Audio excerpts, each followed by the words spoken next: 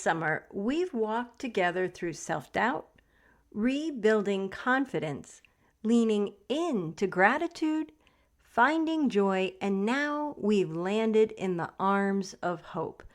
But hope isn't just a pretty word on Instagram. It's real. It's tested.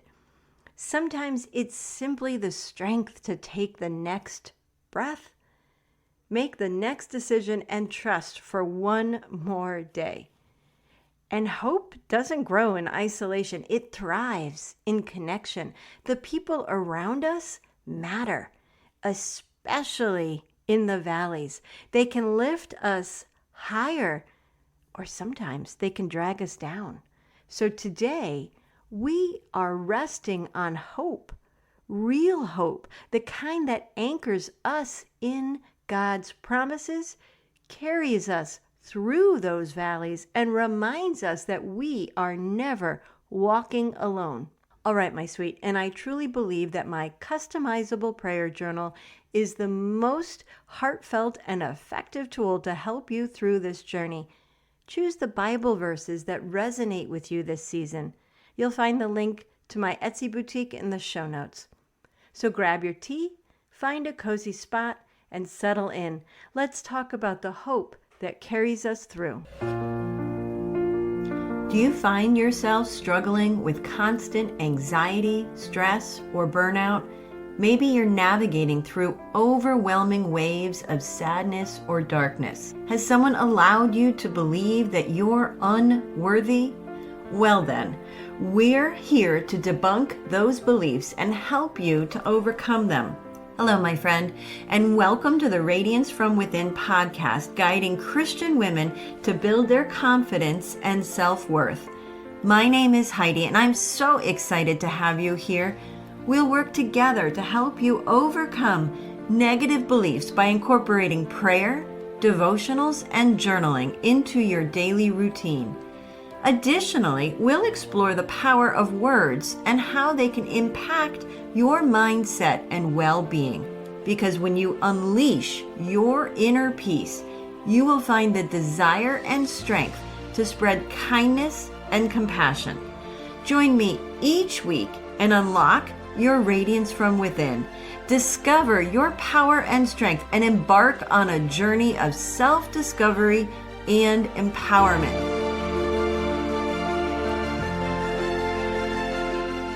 Hello, beautiful. We begin this summer building or possibly rebuilding our self-doubt and confidence.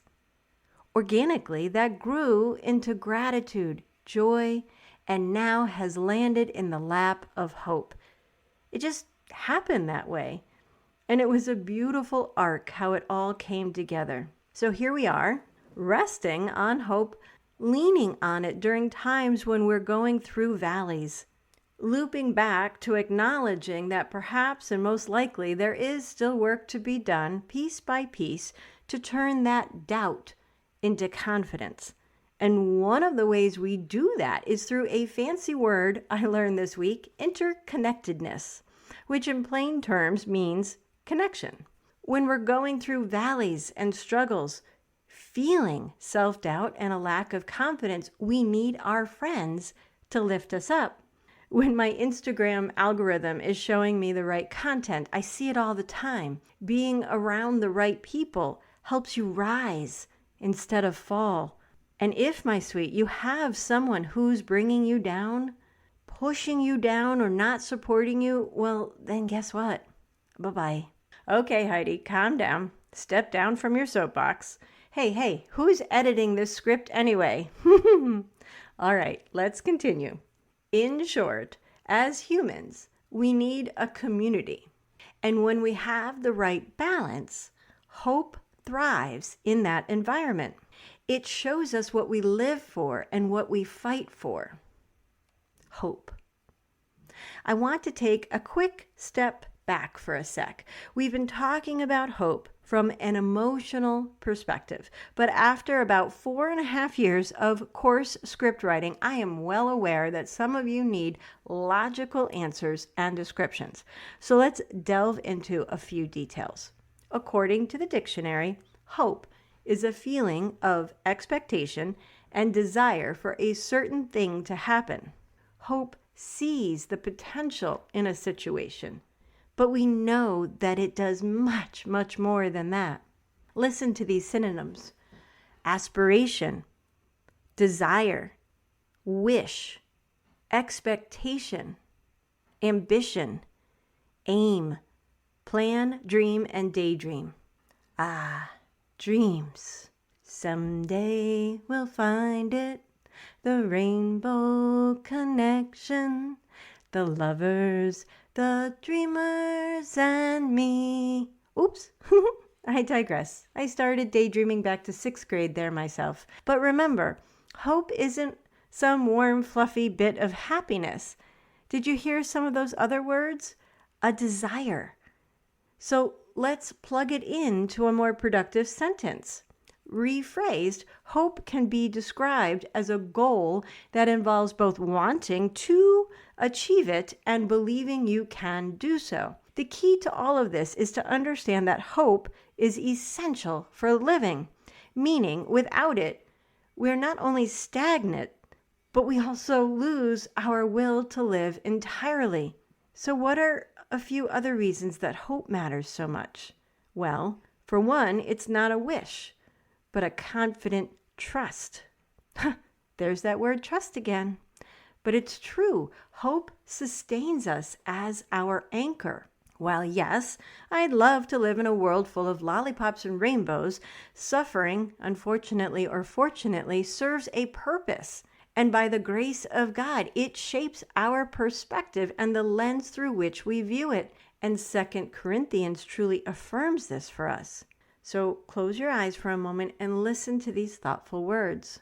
All praise to God the Father, Father of all mercy, God of all healing counsel. He comes alongside us when we go through hard times. And before you know it, He brings us alongside someone else who's going through hard times so that we can be there for that person just as God was there for us. Amen. Did you hear that? Or did it pass quickly by? Let me say that again. He comes alongside us during difficult times, and before you know it, He guides us to someone else going through hard times so we can support them just as God supported us. This is the beauty of God's design. Our pain is never wasted because He shapes us in the struggle and then uses us to shape others. And one of the ways He does that is in the valleys. The potter shows us how the deepest shaping happens in those low places, reflecting how God works in our toughest moments. Just like the clay is shaped in the potter's hands, we are molded in the valleys of life, where God's purpose often becomes clearer. Jeremiah describes it so beautifully. So I went to the potter's house, and sure enough, the potter was there working away at his wheel. Whenever his pot turned out badly, the potter would simply start over and use the same clay to make another pot, shaping it as seemed best to him. Then God's message came to me. Can't I do just as this potter does for the people of Israel? God's decree. Watch this potter. In the same way that this potter works his clay, I work on you, people of Israel. My sweet, valleys aren't just challenges. They're places where God shapes and reshapes us according to His purposes, His plan. And through those valleys, of course, we experience sorrow. Still, sorrow can be restorative. That said, I encourage you, when you're ready, to view sorrow not as stagnant pain, but as something that can bring you healing through deep reflection, trust in God, and ultimately to that restoration. and maybe even be lucky enough to remember what it feels like to reach deep inside, back to those younger versions of ourselves who didn't carry the weight of the world. When we played in fields, splashed in streams, and felt centered without even knowing it. Reach for that feeling again, my sweet. Hold on to it in the valley. Raise it up when you're on the mountaintop. Because we're free now, free to be centered, free to be strong in the valley, free to celebrate on the mountain. Keep these words close to your heart. Hope grows when joy refuses to give up, even in the valley. Joy can ignite resilient hope that moves you forward. And remember, you're seen, my sweet, and you're never alone. That's why today is so important. This episode isn't about ignoring the darkness, but about readying our hearts to confront it with resilience. And as we step into September, know that we'll be speaking more openly about despair, isolation, and the struggles that many of us or our loved ones may face. September signifies a change in seasons, not just on the calendar, but also in life. It serves as a heartfelt reminder as Suicide Awareness Month. Today's message of hope is intended to prepare our hearts for those difficult conversations so that we can face them together. All right, my sweet, and I truly believe that my customizable prayer journal is the most effective tool to help you through this journey. Find those Bible verses that resonate with you this season. You'll find the link to my Etsy boutique in the show notes below. Now, let's settle in. Deep breath in and out. Creator God, you know what we have to say before we can even form the words in our mouths. So when we struggle, we thank you for that grace and mercy. Still, here I am, Lord. I am yours to do your bidding. I am ready to be shaped by you, to be led by you. I am open to receiving joy and hope in my heart, and I will do so with gratitude each and every day.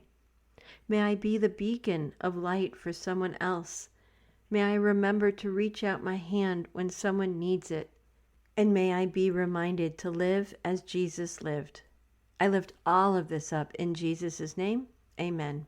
As we come to a close, I want to share a few more words that reflect the heart of today's message, a reminder that we are clay in the potter's hands, shaped and guided by his love. Take me, mold me, use me, fill me. I give my life to my potter's hands. Call me, guide me, lead me, walk beside me. I give my life to the potter's hands.